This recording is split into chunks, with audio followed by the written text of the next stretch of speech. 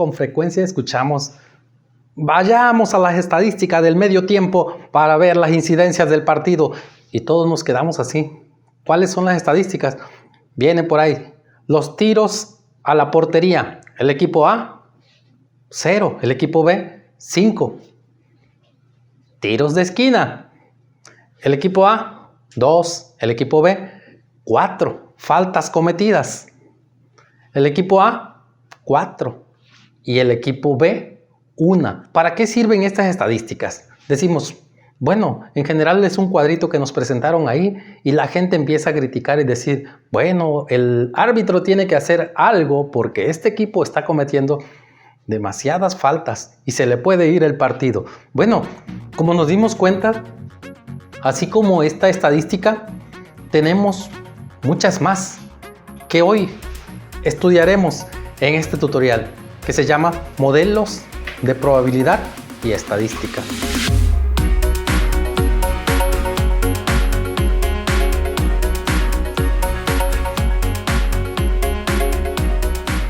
Hola jóvenes estudiantes, bienvenidos a nuestro canal de tutorías del Sindicato Independiente. En esta ocasión estudiaremos un poco sobre estadística al inicio, para que ustedes tengan elementos para juzgar qué es la estadística y para qué nos sirve. Porque en múltiples ocasiones hemos escuchado, hemos visto que nos presentan gráficos, nos presentan tablas, nos presentan algunos valores que dicen el promedio de defunciones en esta semana fue de tanto. La ocupación hospitalaria en cada estado te van dando unas cifras. Esas cifras se van obteniendo precisamente de la información que proporcionan cada uno de los estados.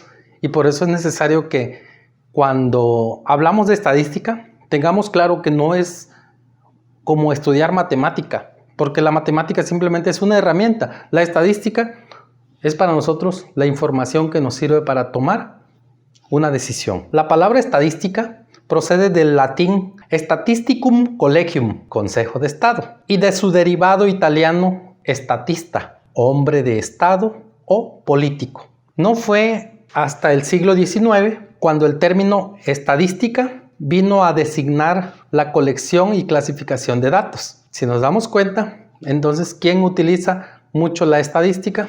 Serían, en este caso, las autoridades. En aquel momento, los que ejercían el poder necesitaban saber cuánta gente tenían, en qué condiciones estaban, levantaban un censo y actualmente se sigue haciendo para tener una proyección, una planeación de hacia dónde se deben de enfocar los recursos económicos y los recursos de todo tipo en el país, en cada país. En la escuela, a final del semestre, nos presentan estadísticas de fin de semestre, dice, en un plantel del COBATAP. Te dicen, la deserción escolar fue de tanto por ciento. La reprobación escolar, te ponen ahí el porcentaje. Y el aprovechamiento académico, te dan ahí también un porcentaje. Todo esto lo pueden hacer por grupo, si es en el plantel, por plantel o a nivel estatal. Tenemos esos indicadores del desempeño de un plantel. Nos dicen las estadísticas que el 49.7, casi el 50% de los estudiantes en bachillerato abandona sus estudios por falta de recursos. Las estadísticas también nos dicen que de 100 niños que entran a la primaria a la edad de 6 años, 21 logran terminar una carrera universitaria. 4 de esos 21 estudian una maestría y solo 1 llega a estudiar el doctorado. Según los estudios de la Organización para la Cooperación y el Desarrollo Económico, la OCDE, en México, 17% de personas con edades entre 25 y 64 años de edad ha cursado la educación superior, mientras que el promedio en los países miembros de la OCDE es de 37%. Entonces vemos una enorme diferencia, un 20% de diferencia entre las personas que sí han cursado una carrera universitaria a la edad de 25 a 64 años de edad. Quiere decir que en México 17 de cada 100 y los países miembros de la OCDE son 37 de cada 100. En México tenemos un organismo que se encarga de registrar, primero recopilar la información, analizar, registrar y presentarnos ya la información procesada sobre las condiciones de vida, los integrantes por familia, el tipo de vivienda con la que cuentan, todos esos datos económicos. El Instituto Nacional de Estadística, Geografía e Informática, conocido como INEGI, es el que se encarga de realizar este trabajo para todo el país. Y sus datos son bastante confiables porque se realizan de una manera planeada, de una manera estructurada y con una metodología, de tal manera que ellos tratan de visitar todo el país. En ocasiones no se logra, pero la intención es que sí tienen la información de por lo menos más del 90% de los habitantes. Cuando hablemos de estadística de ahora en adelante, nos referiremos a los métodos estadísticos, que son en este caso nuestro objeto de estudio. Vamos a hablar de métodos estadísticos, ¿sí? Porque ahorita hablamos de las estadísticas, muchas cosas en las que nosotros aplicamos estadística, pero bueno, ahora vamos a ver los métodos estadísticos, porque finalmente alguien tiene que hacer ese procesamiento. ¿Qué es lo que se hace con los datos? Recordemos, la información que nos da una persona, a eso lo registramos en una hoja y serían nuestros datos. Cuando yo le pregunto a una persona, ¿cuál es su edad? Me dice 45 años, 45, para mí es un dato. Le digo, ¿cuál es su estado civil?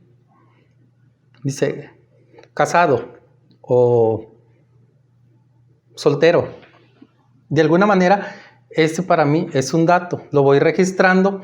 Finalmente tengo que organizar todos esos datos que se recopilan a nivel nacional, ponerlos en una tablita y a partir de esa organización hacerle un análisis. Vamos a hacer uso de algunas medidas estadísticas que nos sirven a nosotros para trabajar, para procesar matemáticamente esa información.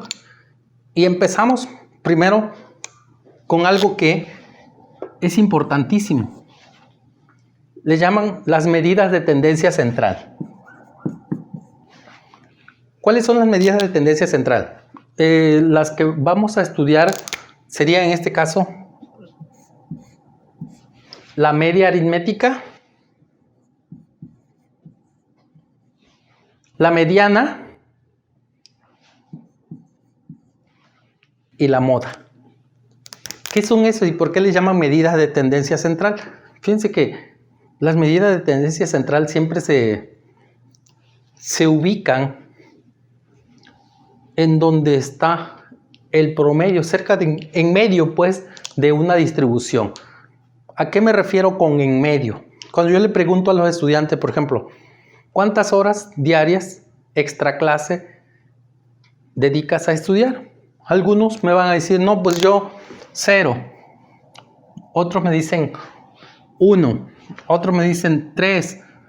Otros 4. Llegará el momento en que algunos más me digan, yo pues 7. 9 horas. 15 horas. Pero me voy a dar cuenta que son pocos los que dicen 0, 1, 3. Quizás aquí en medio es donde la mayoría generalmente dice, quizás entre 4 y 6, probablemente si mis extremos estén acá, son pocos los que dicen 0, son pocos los que estudian 15, pero son muchos los que están por aquí, por el centro. Entonces, por eso es que es importante estudiar a estas personas, porque según aquí está la mayoría, ¿no? Esta primera medida de tendencia central nosotros le llamamos media aritmética o promedio. Y es la que más se utiliza, sobre todo cuando termina tu primer parcial y te dicen en la escuela, ¿cuál es tu promedio de calificaciones del primer parcial? Bueno, esa medida te la están solicitando y es la que más se emplea a nivel general, la media aritmética. Se llama media aritmética, pero es más conocida como promedio, que se saca sumando todas tus calificaciones y la divides entre el número de materias que llevas. A veces no es suficiente con estudiar a los datos que están aquí por el centro, que esas son las medidas de tendencia central. No es suficiente. ¿Por qué no es suficiente? Porque a veces no refleja tanta información para tomar una decisión. Y es cuando vienen otras medidas que se encargan de estudiar qué tan juntos, qué tan amontonados o qué tan dispersos están los datos. Y esas medidas que estudian ese amontonamiento o dispersión de los datos se llaman medidas de dispersión.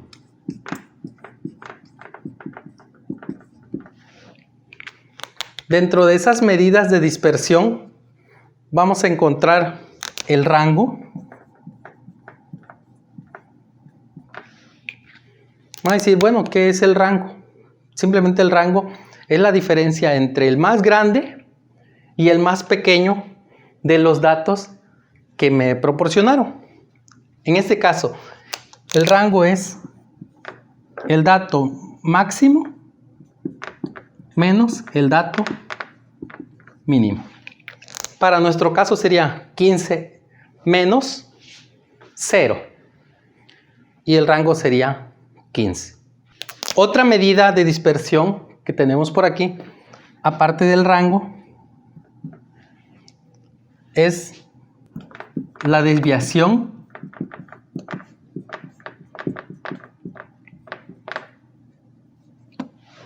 típica. Hay una medida que no es muy utilizada, que es la desviación media. Y en este caso también la varianza. En lo que respecta a esta parte, les diré que la varianza para nuestro propósito no la vamos a emplear más que para sacarle la raíz cuadrada, y la raíz cuadrada de la varianza es lo que vamos a llamar desviación típica. ¿Por qué? Porque la varianza queda en unidades cuadradas. Entonces le sacamos la raíz cuadrada y tenemos la desviación típica, que esa es la que sí vamos a utilizar bastante. Vamos a ver ahorita un ejemplo con calificaciones. Vamos a ver un estudiante que obtiene las siguientes calificaciones: 4, 9, 4,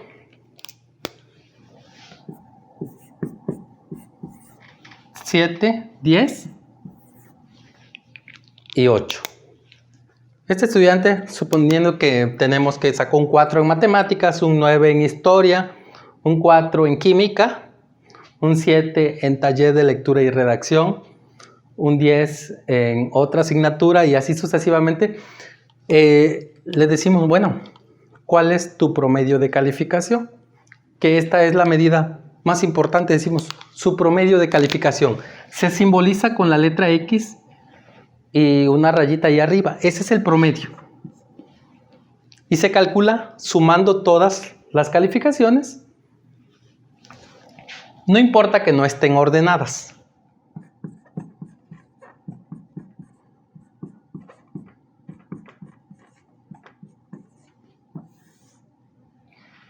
Aquí está la suma de ellas y la dividimos entre el número de asignaturas que llevo, que sería 1, 2, 3, 4, 5, 6. Como son 6, pues lo voy a dividir entre 6. La suma arriba vemos que nos da 42. Si lo dividimos entre 6 y obtenemos que su promedio, 42 entre 6,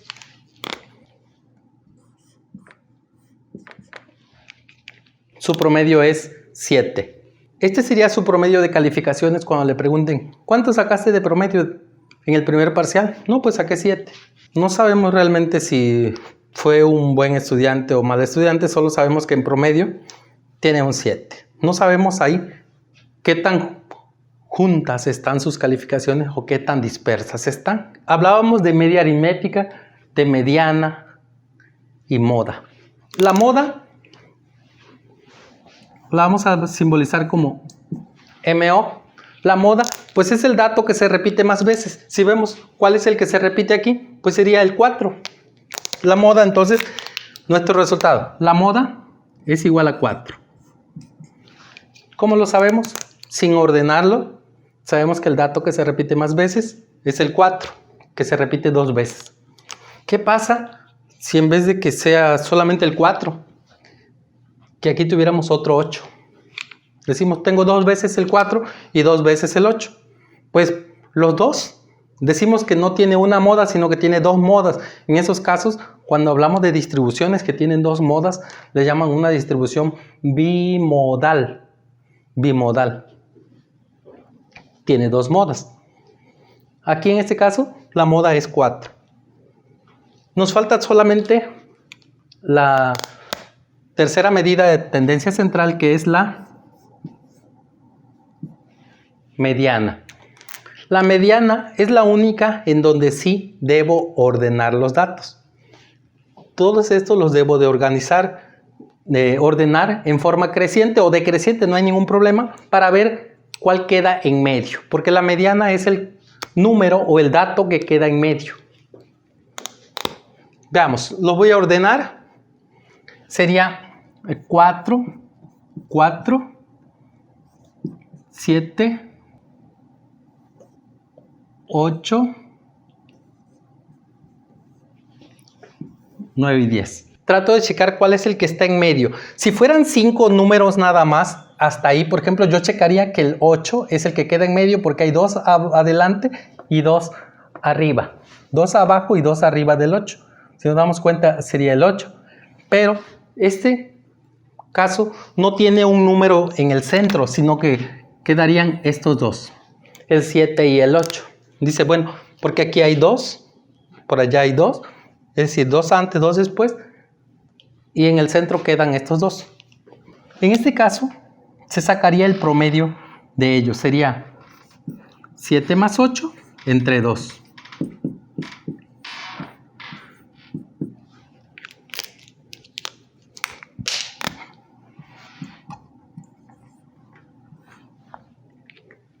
Y nos da aquí 7.5.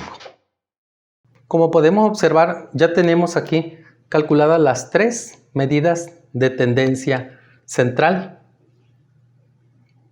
Pero les comentaba que no tenemos exactamente una información sobre qué tan juntas o qué tan separadas están las calificaciones. Quiero retomar este ejemplo en donde 2 estudiantes tienen particularmente, digamos, el mismo promedio, pero tenemos que hacer cierto análisis adicional al promedio. Veamos. Carlos obtuvo 10, 10, 0 y 0. En los 4 exámenes de admisión que se le aplicaron, obtuvo 10, 10, 0 y 0.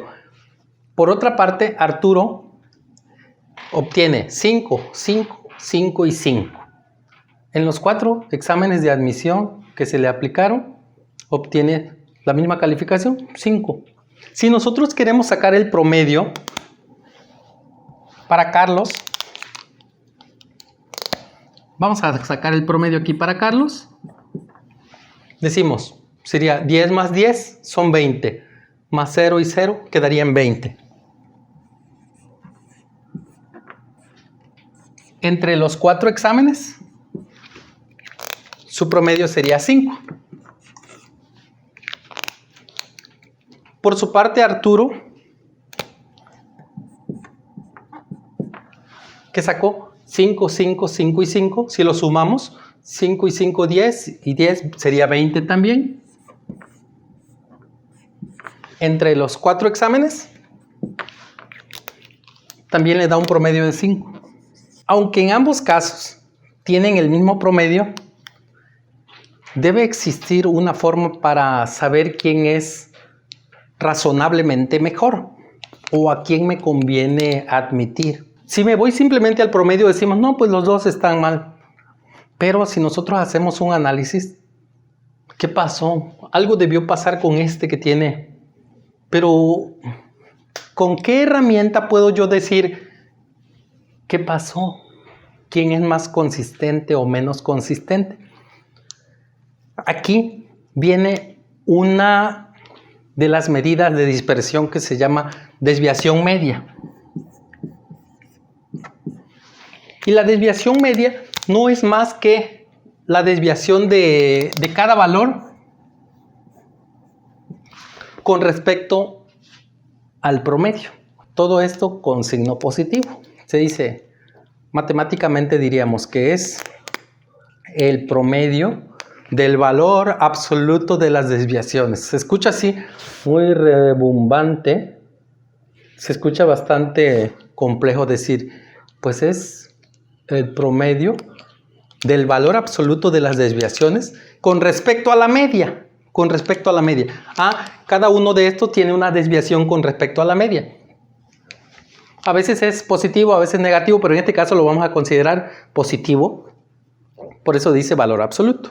Vamos a ver, su desviación sería 10 menos 5, su desviación sería 5.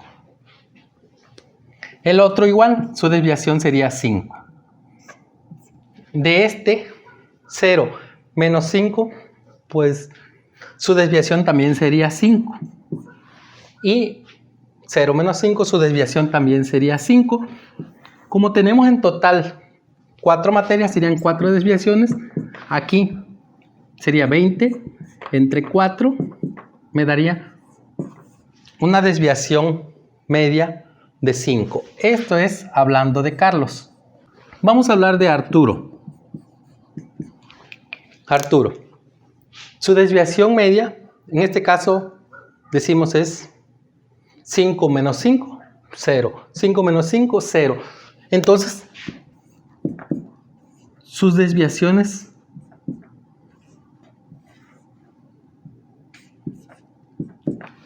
todas son 0, 0, 0, pues entonces 0 entre 4 pues nos da 0. Aquí lo que me da a entender es algo que con una desviación 0 quiere decir que todas las calificaciones fueron idénticas al promedio, que era 5. No hay desviación. Ahora, me da una desviación de 5, quiere decir que pues algo pasó cuando entrevistemos al estudiante. Probablemente él nos diga, no, profe, es que cuando estaba subiendo mi resultado del examen, se fue la luz. O cualquier otra excusa, pero es a veces razonablemente entendible que algo pasó. Cuando hay una desviación muy grande, algo está pasando. Es como un tirador de tiro al blanco. Digamos, finalmente tú lo contratas.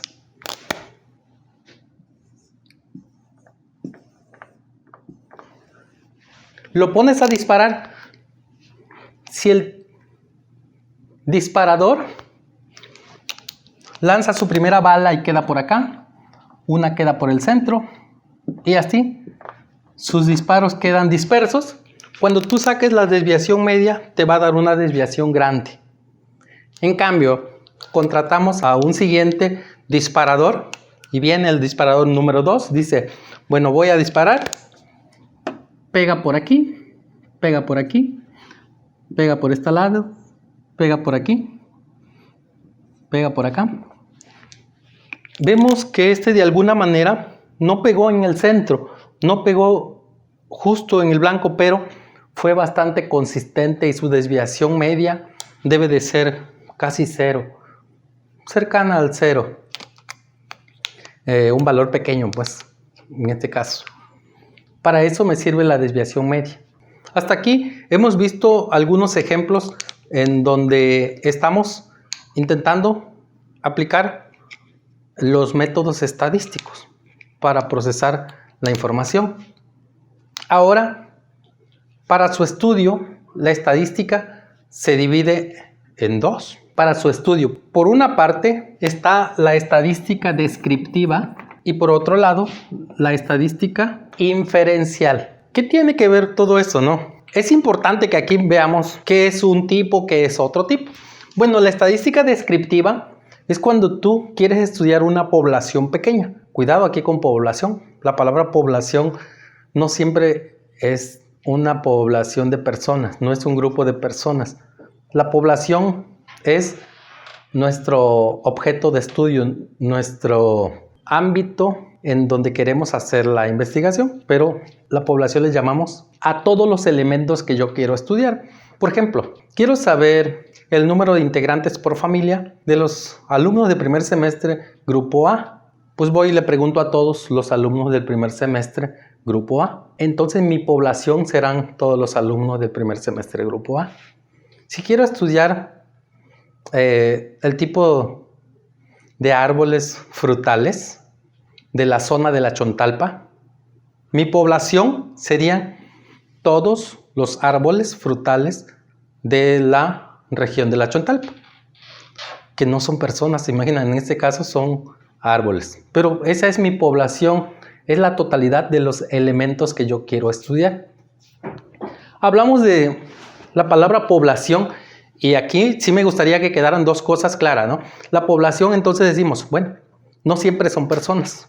También la población a veces no la puedo contar toda. Como les decía, la población del país, de repente es complicado contarla. Decimos que si una población es sumamente grande, le decimos que es una población infinita. Por ejemplo, yo quiero estudiar a la población de hormigas arrieras de la zona de los ríos, digamos. Es imposible que yo pueda contar todas las hormigas arrieras. A ese tipo de poblaciones grandes, donde no puedo contarlas todas, se le dice que son poblaciones infinitas. Y en cambio, los alumnos del primero A del turno matutino es una población pequeña, sí la puedo contar a toda. Entonces, la población que sí puedo contar se llama población finita y la población que no puedo contar, población infinita. Regresamos a nuestra estadística. La descriptiva, entonces, me permite hacer conclusiones solo respecto a los que yo estudié. Por ejemplo, si estudié primero A, turno matutino, yo puedo hacer mis conclusiones solamente sobre el primero A. No puedo decir, los alumnos del plantel número 40 son así. No, porque no estudié a todos los alumnos del plantel número 40, solamente al primero A. Entonces yo puedo sacar mis conclusiones sobre el primero A nada más. Por eso se llama descriptiva. Voy a describir únicamente al grupo que yo estudié. En cambio, tenemos por acá la estadística inferencial. Esta es la que mediante una muestra, esta sí es importante, es la que más se usa. Esta es la que más se usa. Mediante una muestra,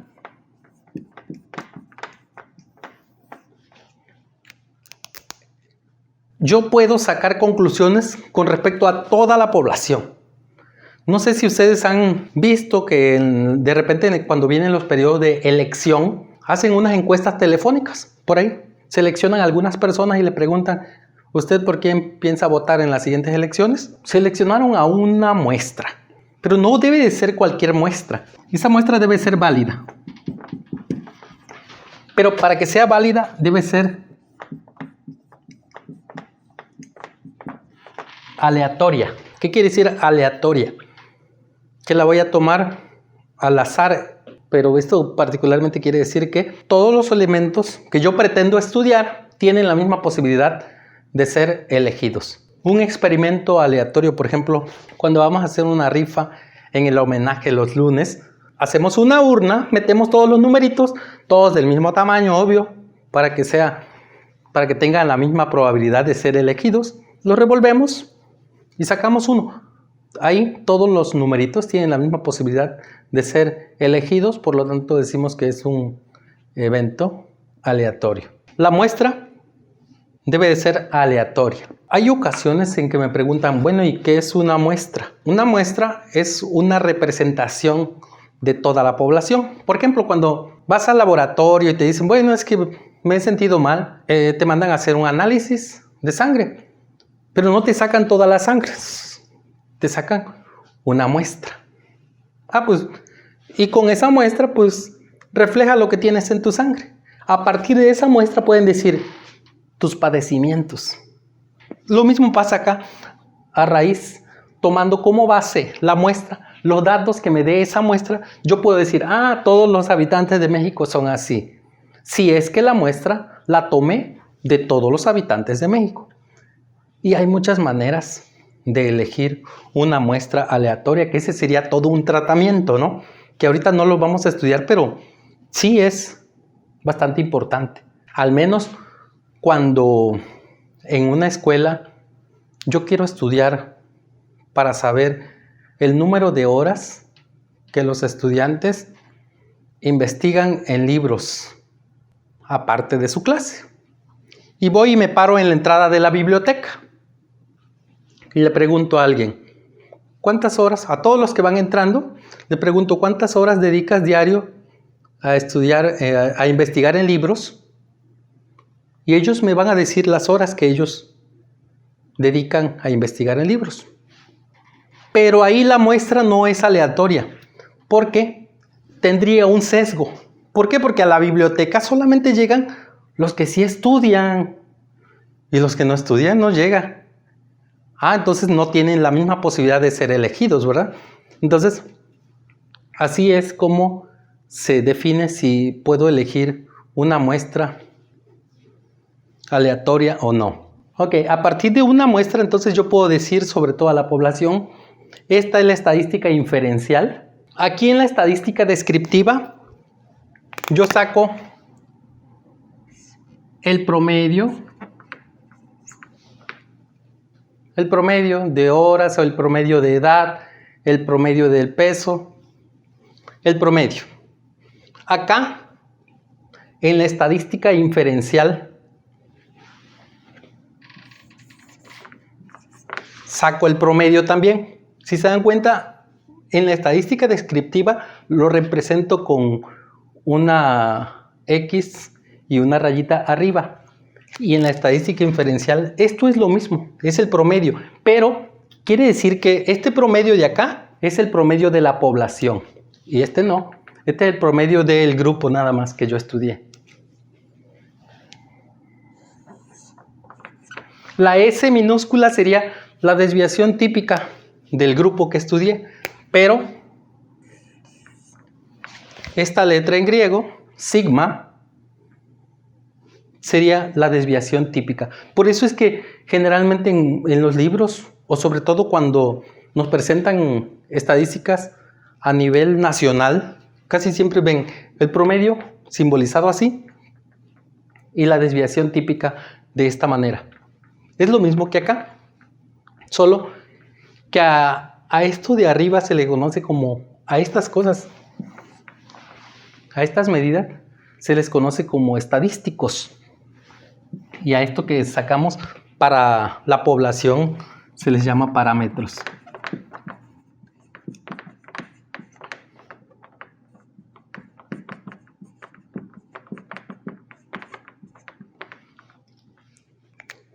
Entonces, hablamos de estadísticos y parámetros. Aunque es lo mismo, fíjate, es el promedio. ¿Es la desviación típica? Es la desviación típica. La varianza. Y aquí, la varianza también. Este es el lenguaje que se emplea y generalmente lo vamos a estar utilizando de esta manera cuando nos estamos refiriendo a la población. Entonces ya cuando estamos estudiando ya una población tenemos que organizar nuestros datos, digamos en este caso puede ser la edad, el peso, el ingreso mensual. Todo eso lo tenemos que organizar y ya es donde tenemos que presentarlo mediante tablas y gráficos. Y aquí empezamos a utilizar más términos propios de la estadística, como son los intervalos de clase, las clases, los límites de clase, la marca de clase, la frecuencia. Todas esas palabras, todas estas expresiones, de alguna manera las vamos empezando a utilizar como parte del proceso. Veamos ahora un ejemplo sobre las horas extra clase que dedican los estudiantes del Colegio de Bachilleres. Las horas extra clase que estudian los alumnos del Colegio de Bachilleres de Tabasco. Veamos ahora este ejemplo de las horas extra clase que dedican a estudiar los alumnos del Colegio de Bachilleres. Lo he distribuido ya en algunas clases. Tengo 1, 2, 3, 4, 5. 5 intervalos de clase. De 1 a 3 horas, de 4 a 6 horas, de 7 a 9 horas. Cada una tiene 3 valores posibles. Decimos que su ancho de clase es 3, porque aquí intervienen los que estudian 1, 2 y 3. Estaría en esta clase. Entonces tenemos 6 alumnos que estudian de 1 a 3 horas, 8 alumnos que estudian de 4 a 6 horas. Esto lo tuve que haber recolectado de alguna manera, preguntarle, ¿cuántas horas estudias extra clase? Y el alumno me debió dar ese dato. Ese dato lo registré y posteriormente tuve que distribuirlo en estas categorías. Al número de alumnos que están en cada categoría, a eso le llamamos frecuencia. Y aquí la suma de todos ellos le llamamos n porque es el número de alumnos. La intención ahora es saber cuál es el promedio entonces de horas que estudian los estudiantes, los alumnos del Colegio de Bachilleres. ¿Cuál es el promedio? Eso es complicado porque ya no están los numeritos sueltos como en las calificaciones. Aquí son 40. Yo los pude haber sumado los 40 y dividir la suma entre 40. También era el promedio. Pero generalmente no se da esto porque no son 40 habitualmente. Cuando hacemos estudios, pues son muchos más. Por lo que es complicado ir sumando de uno en uno y dividir entre el total. Lo que hacemos en este caso es buscar la marca de clase. La marca de clase es el punto medio de cada clase. En este caso, por ejemplo, entre 1 y 3, el punto medio sería 2. Entre 4 y 6, el punto medio sería 5. Aquí el punto medio sería 8. Aquí sería 11. Aquí 14. Estamos hablando del punto medio de cada clase. A esto es lo que le llamamos marca de clase. Es como si fuera el promedio de la clase. Y este promedio de la clase, que es 2, lo voy a multiplicar por el número de alumnos. Y lo voy a llamar Fx, que es la frecuencia por la marca. Frecuencia por la marca. 6 por 2, 12. 8 por 5, 40. 15 por 8, 120. Aquí serían 66. 5 por 14 sería 70. Y ahora esta suma, este símbolo significa sumatoria. Sumatoria de la columna Fx. La sumo aquí. La suma nos da 308. Así que tenemos que hacer la división 308 entre 40.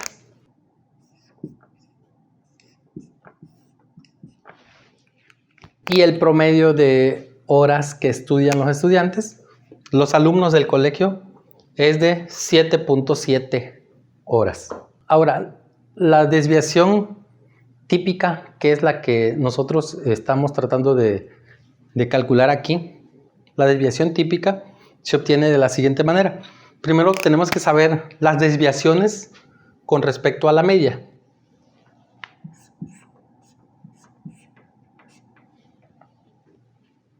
Y le ponemos aquí valor absoluto, es decir, esta menos la X media, que sería 7.7. Decimos entonces 2 menos 7.7 y lo que me dé lo voy a poner en positivo, eso quiere decir valor absoluto. 2 menos 7.7 sería 5.7, ya en positivo. Luego 5 menos 5.7 sería 0.7. Luego 8 menos 7.7 sería 0.3. Luego 11 menos 7.7, 3.3. Y 14 menos 7.7.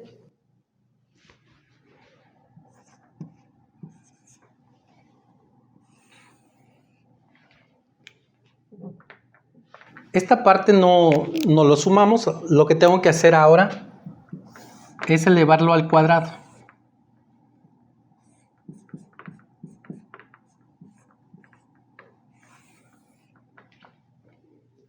Y finalmente acá lo debo de multiplicar por f. Lo que me dé aquí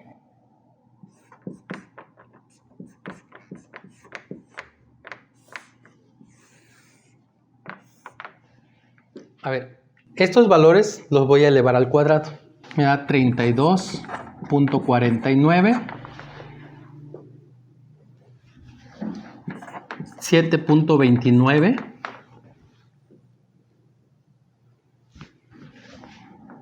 0.09, 10.89,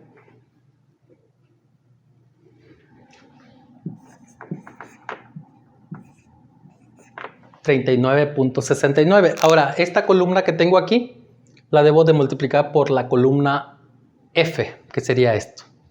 Entonces, voy a multiplicar 6 por 32.49.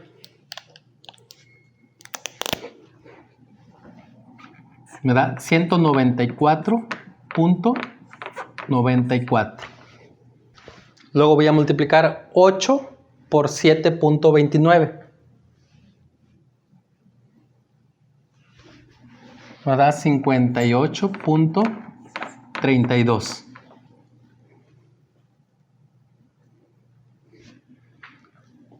Luego 15 por 0.09.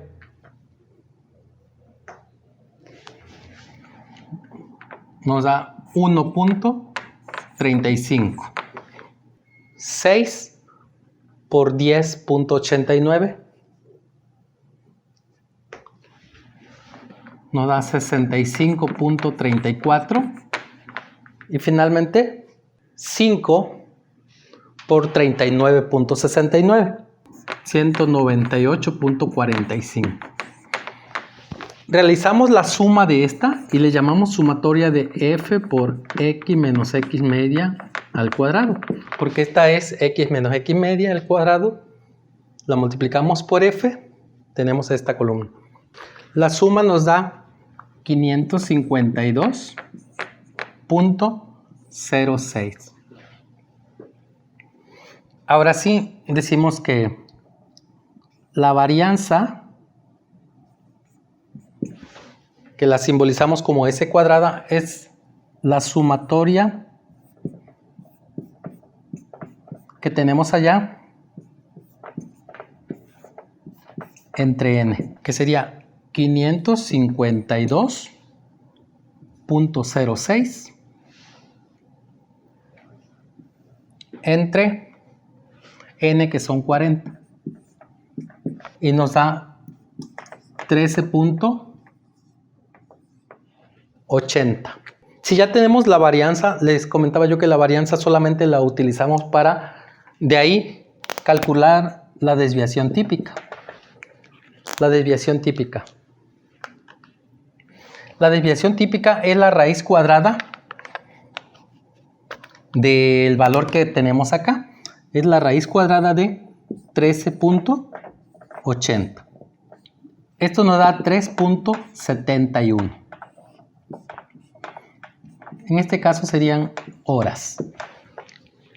¿Por qué hablamos de esto?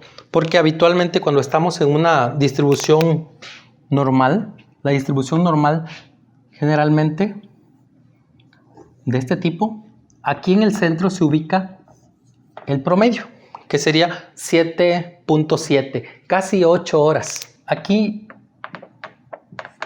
es decir, una desviación abajo de la media o una desviación arriba de la media, en este rango se ubica cerca del 80% de todos los alumnos que estamos estudiando.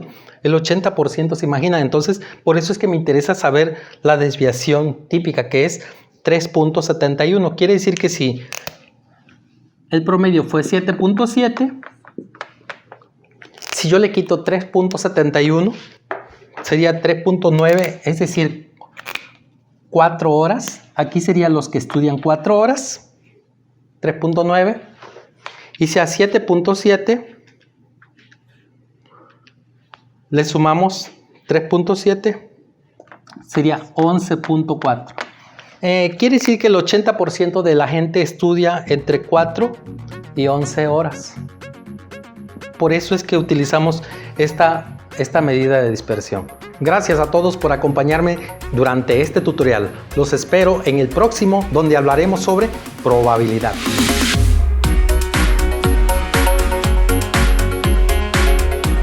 Sindicato Independiente Democrático de Trabajadores del Colegio de Bachilleres de Tabasco, un sindicato de vanguardia.